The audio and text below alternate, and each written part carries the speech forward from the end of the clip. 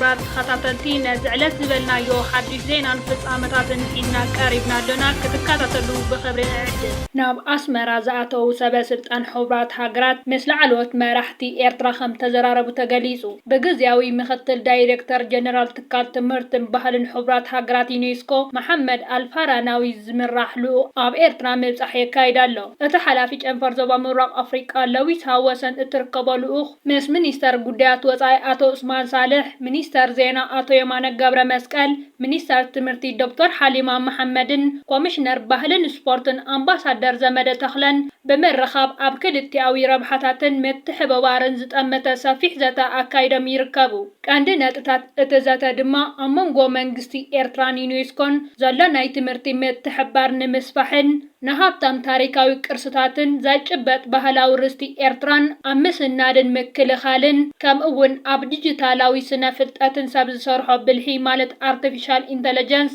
ኣብ ዓውድታት ትምህርትን ሓበሬታን ተመክሮ ንምልዋጥን ዝዓለመ እዩ ኣብቲ ወይዘሮ ናህላ ቫልጂ ዝተረኸበትሉ ኣኼባ ነቲ ዘሎ ናይ ነዊሕ እዋን ምትሕብባር ንምምዕባልን ንምጥንኻርን ናይ ሓባር ስምምዕ ተበፂሑ ይርከብ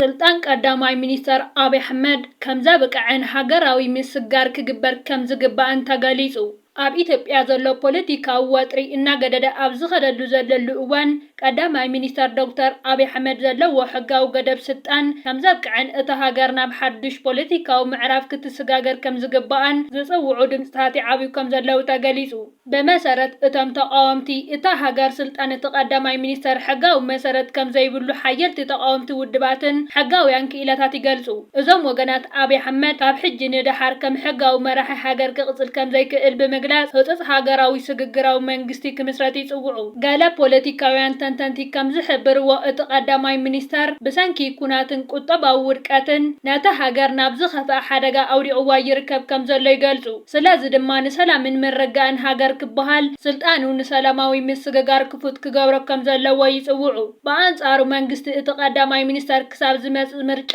ስልጣኑ ክቅጽል ሕጋዊ መሰል ከም ዘለዎ ክገልጽ ጸኒሑ እዩ ይኹን እምበር በቲ መላእ ሃገር ዝርከቡ ዝተፈላለዩ ብሄራትን ክልላትን በቲ እናገደደ ዝኸይድ ዘሎ ግጭታት ተማሪሮም ለውጢ መሪሕነት ንጽባሕ ዘይበሃል ሕቶ ኮይኑ ምህላው ይገልጹ እዛ ኣብ ውሽጢ ሃገር ተፈጢሩ ዘሎ ናይ ስልጣን ክርክር ማሕበረሰብ ዓለም እውን ብትኹረት ክከታተሎ ጸኒሑ እዩ እቲ ሃገር ካብዚ ሒዛቶ ዘላ ፖለቲካዊ ወጥሪ ንምውፃእ ኩሎም ወገናት ዝተሳተፍሉ ሃገራዊ ዘተን ሰላማዊ ናይ ስልጣን ምስጋር እንተዘይተገይሩ ኢትዮጵያ ናብ ዝኸፍአ ፋሕፋሕ ናይ ምባል ሓደጋ ክትወድቕ ከም እትኽእል ተንተንቲ የጠንቅቑ ካብዚ እዋን ጀሚሩ ስልጣን አብይ አሕመድ ብወግዒ ከም ዘብቅዕ ዝኣምኑ ሓይልታት ኣብ ዝተፈላለዩ ከባቢታት ሰላማዊ ሰልፍታትን ተቃውሞታትን ክካየዱ ጻውዒት የቕርበለው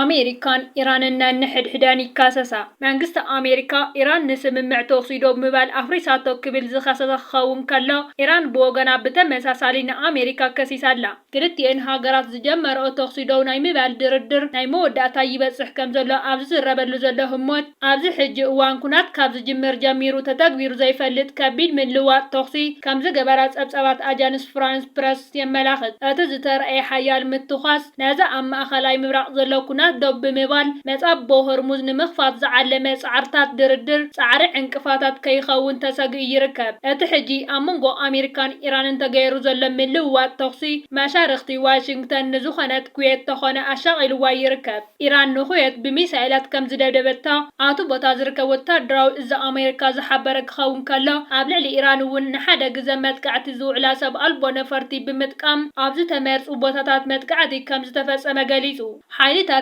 ኢራን ንመጻቦ ሆርሙዝ ኣቋሪፀን ንምሕላፍ ኣብ ልዕሊ ዝፈተነ 4 መራኽብ ተኽሲ ምኽፋቶም ስዒቡ ሓይልታት ኣሜሪካ ድማ ብሓያል ተኽሲ ዓጸፋዊ ግብረ መልሲ ከም ዝሃብሉ ጸብጻባት ማዕኸን ዜና ኢራን ይሕብር እዚ ከምዚ ኢሉ እንከሎ እስራኤል ኣብ ልዕሊ ኣብ ጥቓ ከተማ ቤይሩት ዝርከብ ከባቢታት ደብዳብ ኣየር ፈጺማ ኣብ ደቡባዊ ሊባኖስ እተካይዶ ዘላ መጥቃዕቲ እውን ብዘይ ዝኾነ መጠንቀቕታት ተጠናኺሩ ከም ዝቐጸለ ብምግላጽ ክሳዕ ሕጂ በቲ መጥቃዕቲ ዝተቐትሉ ሰባት 14 ከም ዝበጽሑ መንግስቲ ሊባኖስ ኣፍሊጡ ዝኸበርኩም ተዓዘብትና ንሕጂ ዝበልናዮም ዜናታት ኣብዚ ዛዚምና ኣለና ኣብ ዘለኹም ሰናይ ግዜ እንዳተመነና ኣብ ዝቕፅል ቪድዮታት ክበጽሓኩም ሳብስክራይብ ዘይገበርኩም ሳብስክራይብ ክትገብሩ ብኽብሪ ንዕድም